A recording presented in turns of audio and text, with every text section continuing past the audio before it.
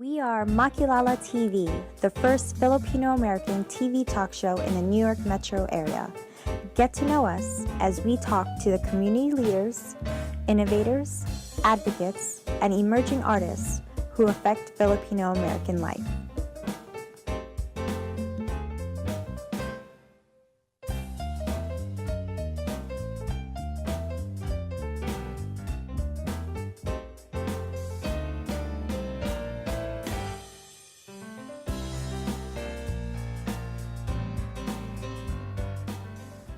Vanessa Manzano, Ninochka Rosca, Nicole Ponseca, Marivir Montibon, Ernabel DeMillo.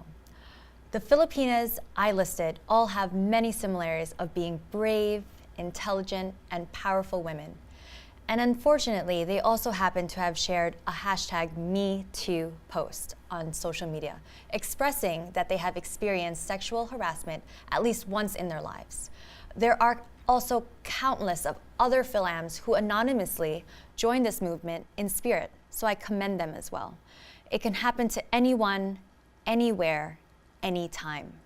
According to CNN Philippines and the Philippine Statistics Authority, the number of reported cases of violence against women has sharply increased, starting in 2012 with 2,040 cases to 4,605 cases in 2016. But what about FilAms here in the New York metro area?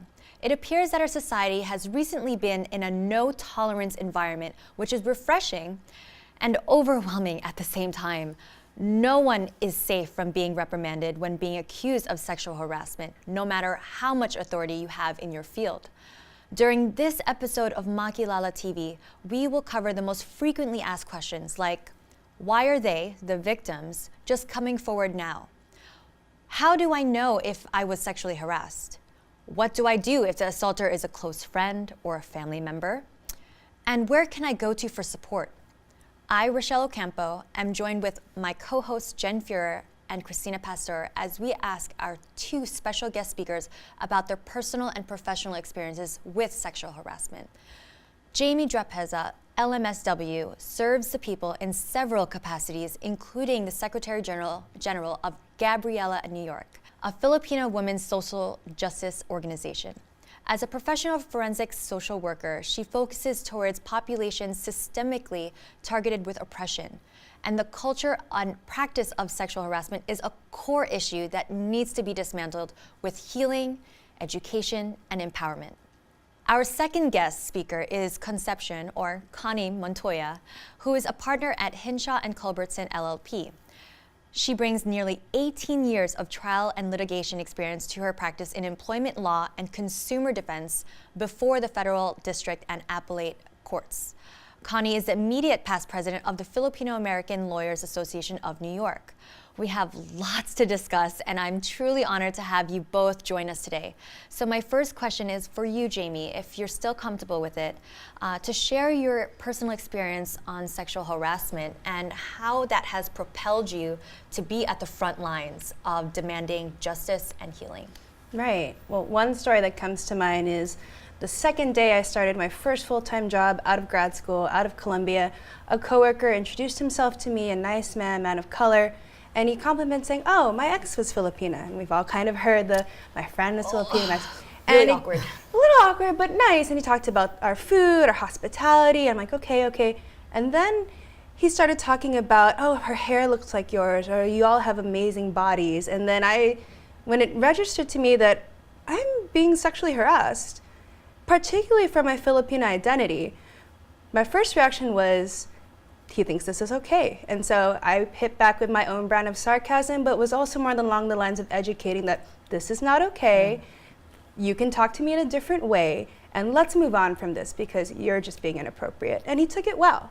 And that ended up being the nature of our relationship moving forward. But I can't forget knowing how in that moment, I'm so glad my reaction was to educate as opposed to something that might have made me lose my job. Yeah, so I think that was a very great teaching moment, not just for you, but for him, so that you probably prevented future encounters for other women. Now, Connie, I don't know if you hear this often, but as I guess a lawyer who defends the employers, right. a really crazy point of view that Yes. you have for us. Well, not quite crazy, but from the perspective of an employer, and what we do is, and this is where we come in, we make sure that employers have procedures in place to prevent these types of situations from happening and correct them if they do happen.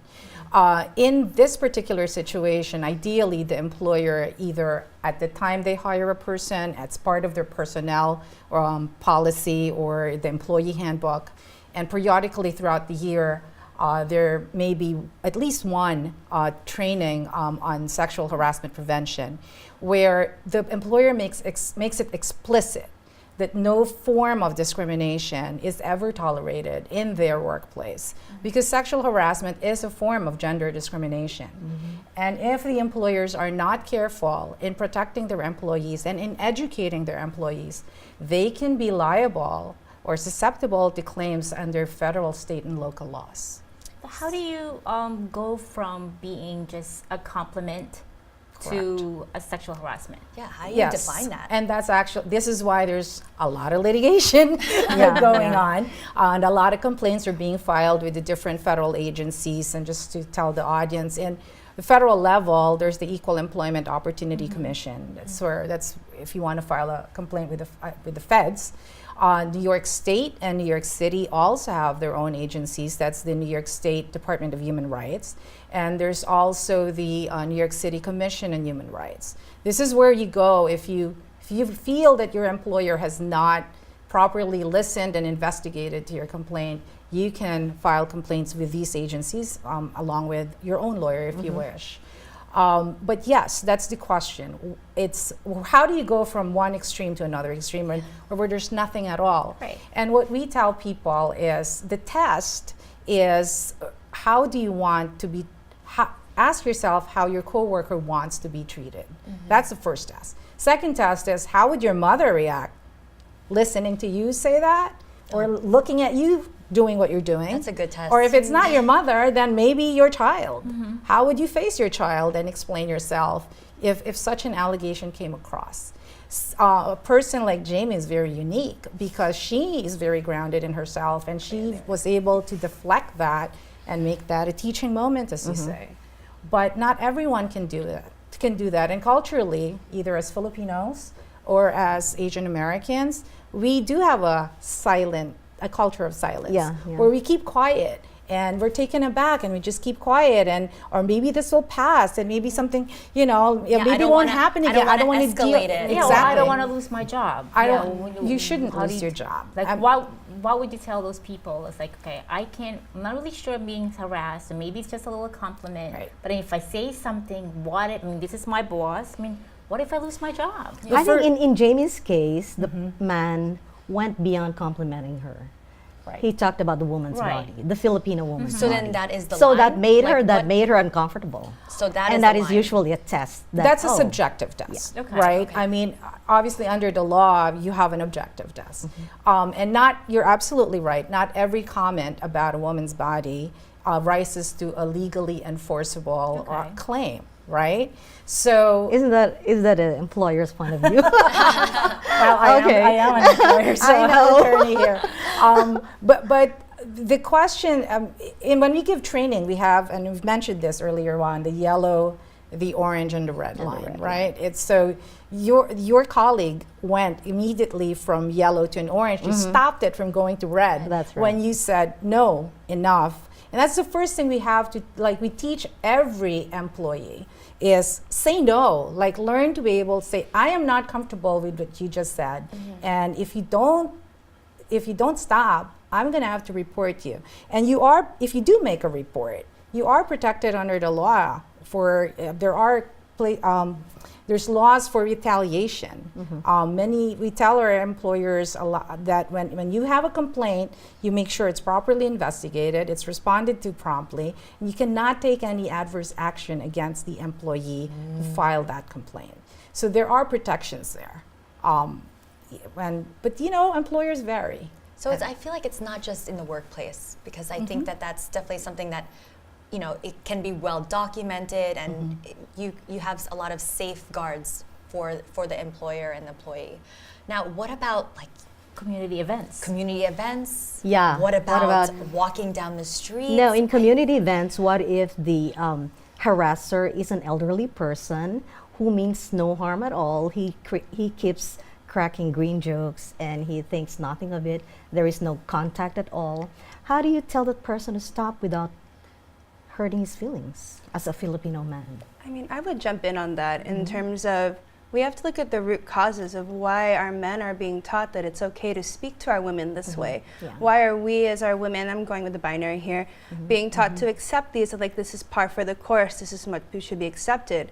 Because when we look at society, so it's like the way that women are treated is a temperature check on how well the society whole, how everyone as a whole feels safe, feels empowered, feels that they have their basic needs met. Yeah. So when we talk about not hurting men's feelings, by not healing them, healing their mindset, healing their perspective on how to speak to women, how to speak to people. So not even just thinking about what if it was your mother or child, like what about this as a person? Because if you value yourself as a person, let's start there, then that exudes into how you treat others. So how do you talk to a person, to a male, So who t- does that to you? Well, I have, and I continue to do so.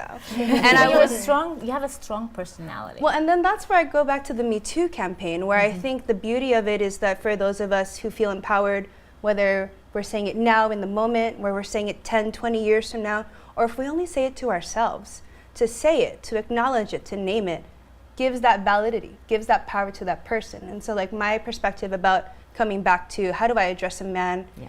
we're knowing you that, tell- how do you tell let's him go to to the stop? real question. What am I gonna do when a man attacks me for correcting him?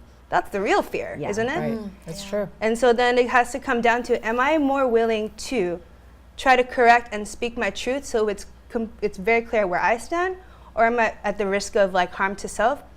But for what? For something that I'm being oppressed for, as opposed for him to feel oppressed only to realize I'm being oppressing her. I'm oppressing my sister, my niece. I'm oppressing a fellow Filipina, a fellow person. No, I'm thinking You of know? a typical community setting at the Philippine consulate. So you could. The Philippine Right? So Yeah, let me- something like that. So for me, if I was in a community Yeah, event if and I something was like that approached happens to you, mhm. by a member, and I didn't feel comfortable, I probably would say, I didn't really feel comfortable when you did that.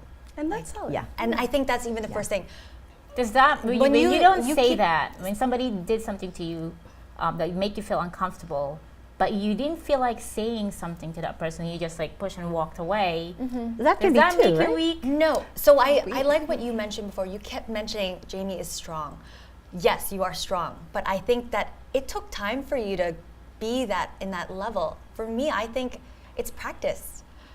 Could be generational So too. example, I would go down the street, walk down the street, and I would get catcalled every day, every week. And I've learned to practice how to respond depending on the environment. So before I would just walk, pretend that I don't hear them. Sometimes I just didn't want to escalate it. But then I've learned through practice, since it happens so often, that I reacted differently. That first time it happened where I reacted in a powerful way, I stared at them. I stopped in my tracks and I just stared at them. And they, weirdly enough, hid behind a car Yeah. in disgrace and embarrassment. And I felt so powerful with that one little change. So I think it's practice. If we prep ourselves knowing that this is unfortunately the world that we live in, I think we should really arm ourselves with those little, tidbits. So yes, you are strong, but I feel like that through training with Gabriella and hearing other stories and sharing Me Too hashtag experiences, I think that's really what Yeah, makes I it. think the sharing the experiences, it helped other people who actually have the repressed memories of being sexually harassed, and then now they're like reliving it and go like, well, you know what? Next time it happens, maybe I'll be strong enough to say, this is not acceptable. Yeah. This is, you can't do this. Because sometimes it's Right. it's really hard. I mean, there are people, maybe say you're a new immigrant, you came over here, and then you have other people, helping you. Maybe that's one scenario, right? And then maybe older people, you look like a father figure, and all of Yeah. a sudden, Yeah. they cross the line. They so cross the line. I hope And then they will say something like, "Ko naman, binibiro lang kita." Yeah. Something Like, like yeah, I'm that. just So it puts you in a position like, So you're the now one who is you- assaulting the them. person That's now a real That's challenge. very psychological. We've And touched generational too, right? Yeah. We've touched on a bunch of different things. There's the immigrant culture that we have. That's right. Then we do we call ourselves Filipino American, but there is a distinction between Filipino culture and American culture. And from the workplace, I would actually caution Filipino men in particular who won't think of nothing of saying these comments because they're used to it. They grew up with it in the Yeah, Philippines. that's right. Certainly my father's generation's the Yeah. same way. They would not think twice about commenting on a woman's appearance or body, That's right. or jokingly talk about some celebrity and how they really look and compare it to like women in Yeah. their family or probably even their colleagues. Now that is a red zone Yeah, yeah. in Red, the right, yes. workplace. And so especially for those who are just joining the U.S. workforce with all these cultural beliefs or the way they grew up in them, they have to be very careful about how they express themselves and how they communicate with others because they may be in for a surprise that what may be acceptable and kosher or as you say, nagbibiro lang Nagbibiro ako, lang it's naman just ako. a joke, They mean no right? harm I about mean it. no Yeah. harm is harmful. Yeah, what about the way you dress? Can you be, let's say you complaining target, about this you're a person, target, this yeah. person is harassing me. And then he turns around and is like, well, because you dress so That's a thorny kind of issue because there's also First Amendment protection to Especially- how you express yourself. And then I also, Yeah. that kind of falls back into the theme of us as the film community, us especially as women who are subject to this harassment where when we say, oh, it's the way you dress, stop it right there. It's not so much the way I could be in New York City, a woman can walk around topless, it's legal. And that is still not asking for it. And more to the point where it's just like, do I have to meet a standard set by any random person that sees me to be validated for feeling attacked, for feeling harassed? In trauma work, we identify trauma as real or perceived threat. So if you feel that you were violated, you feel that you are concerned for your safety, that's all that you need to be able to say, like, this is wrong and I'm going to stop it here. And to follow back on your statistic about migrant workers coming in, especially to the United States alone, I think the statistic was what, like 9,000 overseas workers a day leave the Philippines. Those are thousands of people who might not even know English or know Right. a hotline to even report when they think Right. that they might be harassed or maybe explicitly harassed because maybe this is just how America works. I think we should also have a conversation about how to educate men to talk to women. Yes. We have not. Yes, that's I had think this we have to conversation. really train ourselves and also teach, our Because brothers we and women dads already and know how to our handle colleagues. men. So there was one example. I was at a party. For the most part. I was at a party and there was a girl that was drunk and she was laying on the couch and then there was guys that were next to her that were like making motions like putting their hands like near her crotch area. I was like, excuse me, is that your girlfriend? And they're like, no, she's just a friend. I was like, wait, back up. Even if she wasn't your girlfriend, I don't think I would have liked that if that was me. And they immediately stopped. And I apparently was a little too strong with that, so you were I right. walked out. But see, that's important because, I mean, as women, as you say, it's not just a matter of teaching Filipino men how to talk or like how to restrain themselves in certain situations. But I think it's also, what you said was very important. You gave support to another female, Yeah. another Pinay, most likely, who probably wasn't even aware of what's happening. No idea. But the point being is that we need to support each other. Like if we see another female colleague or not being harassed or being treated improperly, it doesn't, I think, hurt to just say, hey, wait a minute, exactly what you just said. Yeah. What's going on?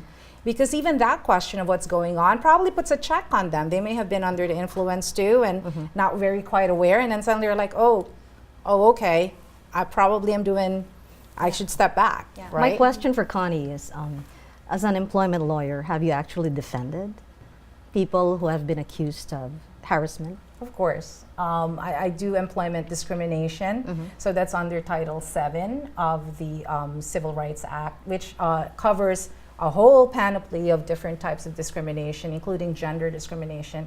As I've said earlier, sexual harassment is a form of gender discrimination. That being said, though, in my experience doing employment discrimination claims, the actual sexual harassment claim solely is not a big percentage.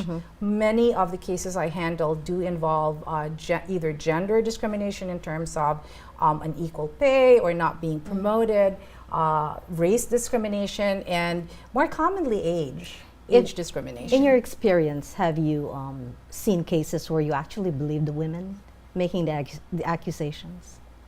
There's always two sides to a story, and some are more compelling than others. There's actually three sides. Okay, Two sides and the truth. maybe even Two sides four. and Two sides and the truth. There you go. It's I'm not going to say that there's like people make false complaints, but there's also happens. It Yeah. does happen, and I'm not going to say that every perpetrator is Guilty. guilty. There's always a gray area in between, and this is where the law comes in, where mediation comes in, where settlements come in. That's right. Yeah, and now what about, I was thinking of, the resources. Like, how do we prevent and identify sexual harassment? Well, as I said, the first prevention is always with the employer to make sure they have the proper procedures and training regularly given and in place and clear to everybody else. That's one. So, second is in terms of, I've mentioned the agencies already that you can go to. They have many, especially the New York City Commission on Human Rights, have a lot of resources. The current commissioner is a Filipino American, Carmelyn Morales, and she's done tremendous work in helping the community and making sure that discrimination is dealt with and eradicated or minimized. I have a curious question. In the workplace, usually you try to discourage relationships between partners. What if the relationship is consensual?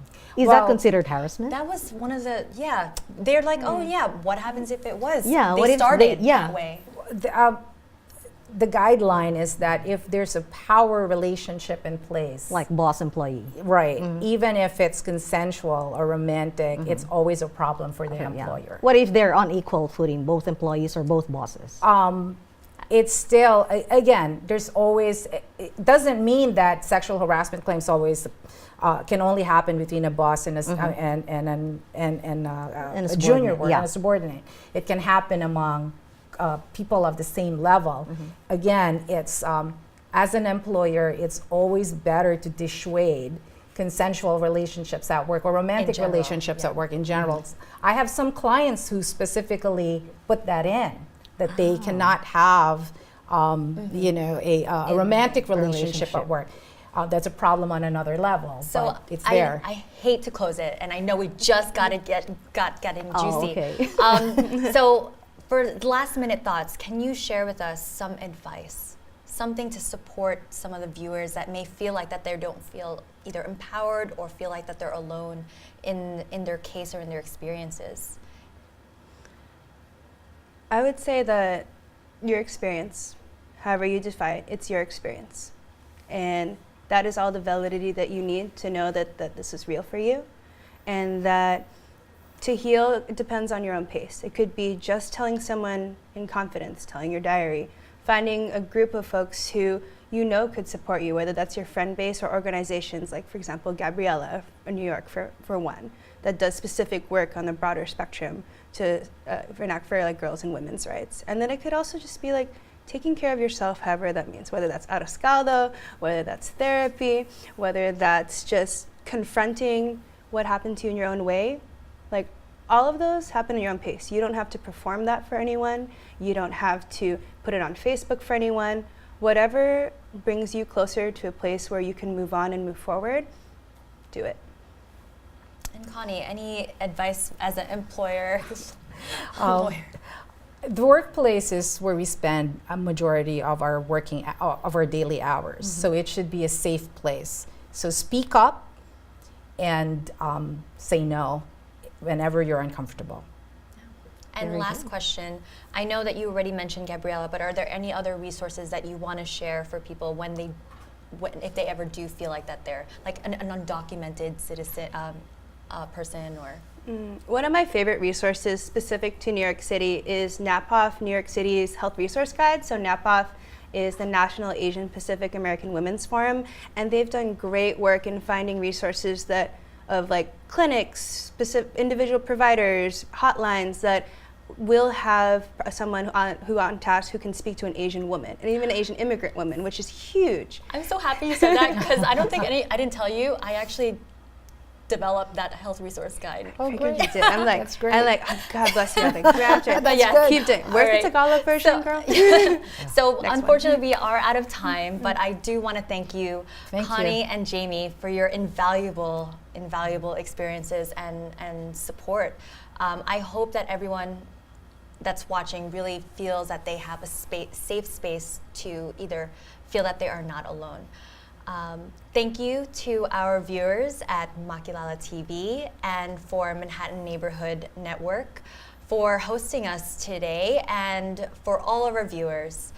And I'd like to now introduce our guest performer, Samantha Leon, and she is a singer-songwriter of New York City. Her songs are full of poetic turns, fiery goodbyes, and triumphant smiles that transcend through a sweet, sultry voice that touches people in the deepest parts of their soul. With the release of her self-titled debut EP, let's hear it for Samantha Leon.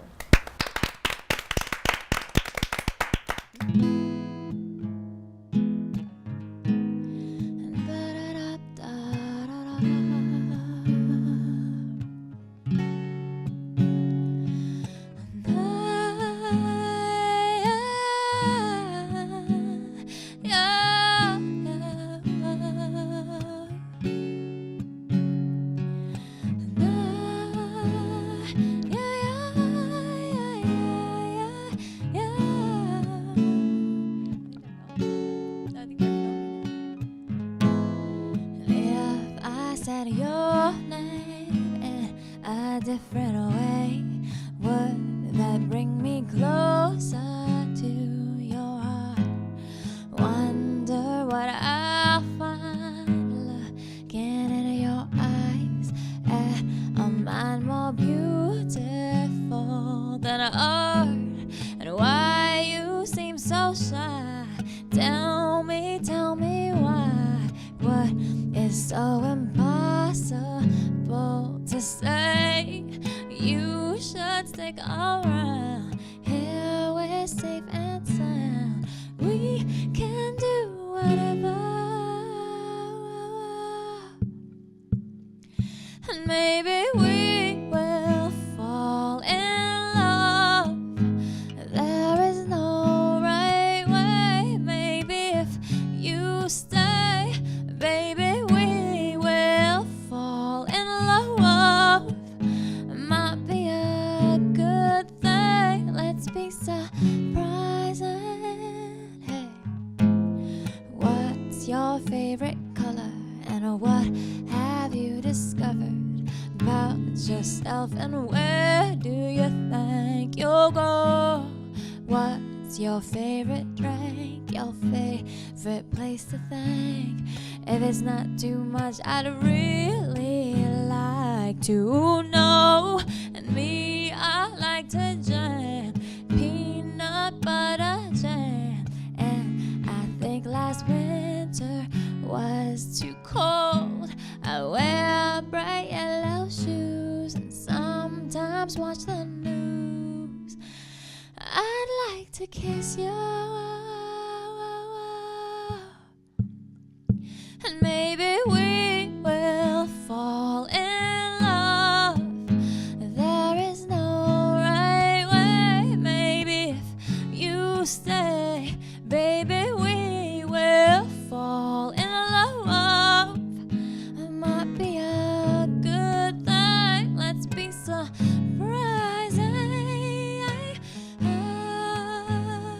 Yeah.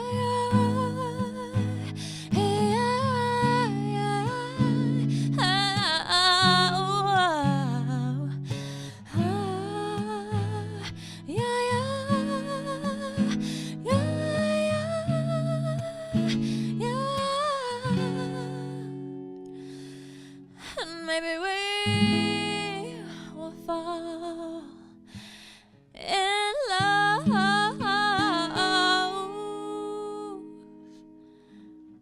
There is no right way. And maybe if you stay,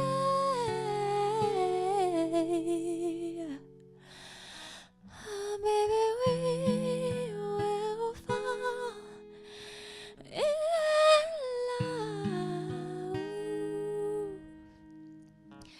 Might be a good thing.